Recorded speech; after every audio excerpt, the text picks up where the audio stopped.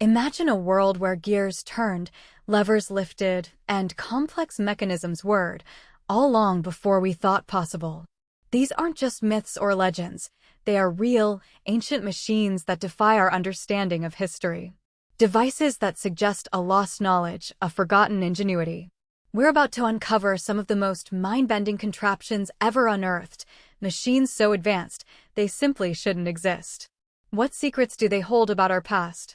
The Antikythera mechanism, a glimpse into an impossible past. Hidden within a shipwreck for centuries, this intricate device defied everything we thought we knew about ancient technology. It's a complex assembly of bronze gears, a sophisticated analog computer. Its discovery in 1901 on a Roman-era Greek shipwreck off the coast of the island of Antikythera sent shockwaves through the scientific community. This wasn't just a few gears, it was a highly advanced astronomical calculator, far beyond anything believed possible for its time. Researchers have painstakingly pieced together fragments of this astonishing machine, revealing its incredible capabilities. It could predict solar and lunar eclipses with uncanny accuracy. It tracked the cycles of the moon and the sun, even accounting for the irregular orbit of the moon. The mechanism also modeled the movement of the 5 planets known to the ancient Greeks, a feat of engineering and astronomical understanding that seems almost miraculous. Think of it as an ancient smartwatch, but instead of apps, it displayed the cosmos. The level of precision and miniaturization in its gears is astounding. Some gears are incredibly small, requiring a level of craftsmanship that suggests a long-lost tradition of advanced metalworking and mechanical engineering. The sophistication of its design implies that this was not a unique invention, but likely the product of a developed technological lineage. It forces us to question our assumptions about the intellectual and engineering prowess of ancient civilizations. How could they have built something so advanced, only for this knowledge to seemingly vanish for over 1,000 years? Hero's Eolipile, the dawn of steam power. Imagine a world where steam power was understood, not as a product of the Industrial Revolution, but as a curious toy. Hero of Alexandria, a brilliant inventor from ancient Egypt, crafted a device called the Eolipile. This wasn't some clunky engine, it was a hollow sphere, mounted on pivots, with nozzles pointing in opposite directions. When water inside was heated, it turned to steam. This steam rushed out of the nozzles, causing the sphere to spin. It was like a primitive jet engine, a testament to early understanding of physics. This spinning sphere was more than just a spectacle. It demonstrated a fundamental principle, that expanding steam could create motion. Hero described it as a marvel of engineering, a device that could be used for various purposes, though he primarily saw it as a demonstration of natural forces. Think about it.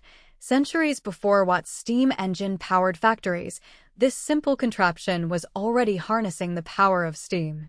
It was a glimpse into a future of mechanical might, hidden within a playful gadget. The Eolipile's true potential wasn't realized for a very long time. It remained largely a curiosity, a scientific oddity rather than a practical tool. Its principles, however, laid the groundwork for later innovations. The idea of using steam to generate rotational force was there, waiting for the right technological advancements and industrial needs to bring it to life. It's fascinating to consider how many groundbreaking ideas might have existed in ancient times, only to be rediscovered or redeveloped much later. Was this ancient device a forgotten blueprint for the modern world? The Baghdad Battery, ancient electricity or elaborate hoax? Deep within the dusty archives of history lies a curious artifact, often called the Baghdad Battery. Imagine small terracotta jars, unearthed near ancient Mesopotamian cities. Inside these jars, archaeologists found a copper cylinder, often corroded. A rod of iron or perhaps another metal was placed within this cylinder. Some scholars propose that when filled with an acidic liquid, like vinegar or wine, these jars could have generated a small electrical current. This wasn't a power source for a bustling metropolis, but it might have been enough for specific tasks. What could this battery have been used for? One popular theory suggests it was used for electroplating, a technique to coat one metal with a thin layer of another. This would have allowed ancient artisans to create intricate and beautiful gilded objects, giving them a lustrous, metallic sheen without the expense of solid gold. It's a fascinating idea, painting a picture of a surprisingly sophisticated ancient world. Another possibility is its use in religious or ritualistic practices, perhaps to create mild shocks for a more profound spiritual experience. However, not everyone is convinced. Skeptics point out that no wires or other electrical components have been found alongside these jars. The corrosion patterns on the copper could simply be the result of natural processes over millennia. They argue that the evidence for electroplating or any other electrical application is circumstantial at best. It's entirely possible these were simply mundane storage vessels, their contents long evaporated, leaving behind only the intriguing arrangement of materials. The debate continues, leaving us to ponder the true purpose of these enigmatic objects.